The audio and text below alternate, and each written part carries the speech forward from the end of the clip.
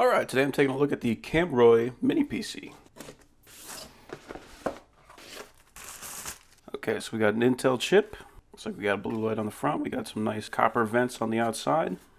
Power button, 3 USB ports on the front. 2 of them on the right are USB 3. This one looks like a USB 2. Got another one on the side, USB 2, DC jack, 2 HDMI ports.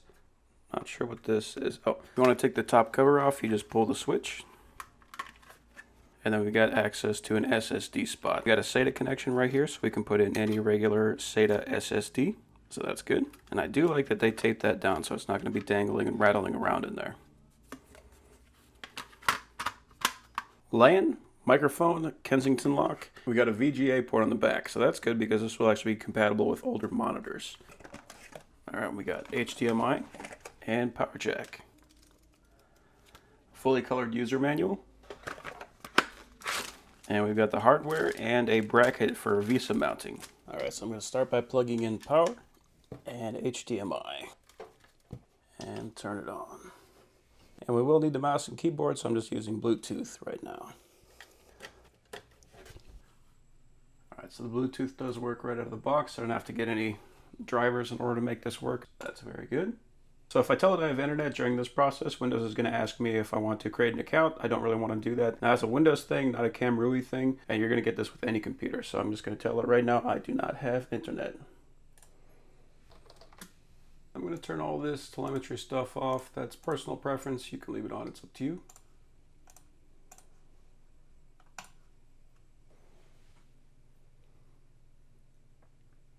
Alright, so right now Windows is just checking all the drivers that it can install and make sure that everything is running properly with the best possible setup that it can do for the hardware. And the good part about this is that Windows is going to do all of this for us, so we don't have to do anything. We just sit back and let the computer handle it.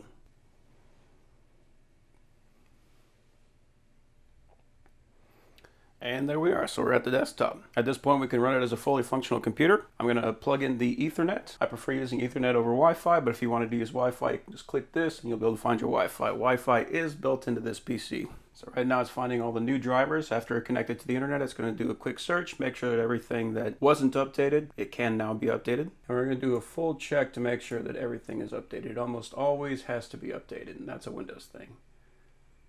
So update and security. And check for updates.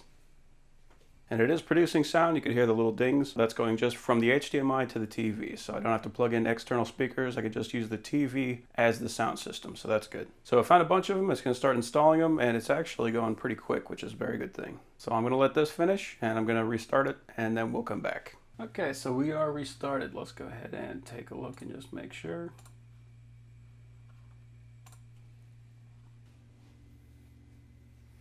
Okay, so we are up to date. Alright, so we got a Intel Celeron J4125 CPU. This is a 2 GHz processor. We've got 8 GB of RAM. And this is Windows 10 Pro, not Windows 10 Pro S mode. And that's important because if it was the S mode, you would only be able to install Windows programs until you were able to back out of it. So this is by default Windows 10 Pro. You can install anything you want to on this computer. That's a very good thing. And we can see here it is a 4-core.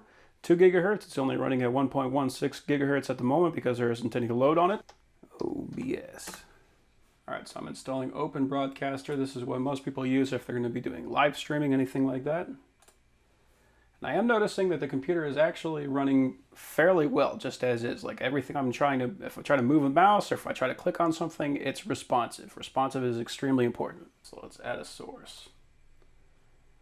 We'll do display capture. There we go. Okay, and it's responding fairly well. So one of the things, this is kind of a nice test that I like to try to do because if I move the mouse, it's going to move it in this window, then the next window, then the next window. And you can really see how well it's trying to render everything as it's zooming in over and over and over and over and trying to render the same thing over and over. And it's actually going pretty well. This is a perfect computer if you're doing any kind of live streaming, especially if you're doing any kind of office work. Office work would be perfect with this. Yeah, you can see even, okay, so this is even better. After I went through and I clicked off the adjustment preview, this is even smoother. This is perfectly smooth. So for just chatting, streaming, it'd be great. If you're doing any kind of office work, it'd be great. If you're doing, like Google Sheets or Google Docs, anything like that, this would be a perfect computer for that. You might be able to do some light gaming. 2 GHz isn't going to be really good for a AAA title, but for simple games, this would work perfectly fine. So pretty cool computer, and I think the thing that I like the most about it is that little VGA port that was in the back. What that means is I'm going to be able to take all of the software that I use all the time for IT work, load it onto this computer, and then I can plug that into any monitor at any station that I need to, so I can get work done there. So if I need to recover a computer or copy files over, anything like that, having that small profile computer that I can take around with me is perfect. So overall, cool computer, very happy to have it.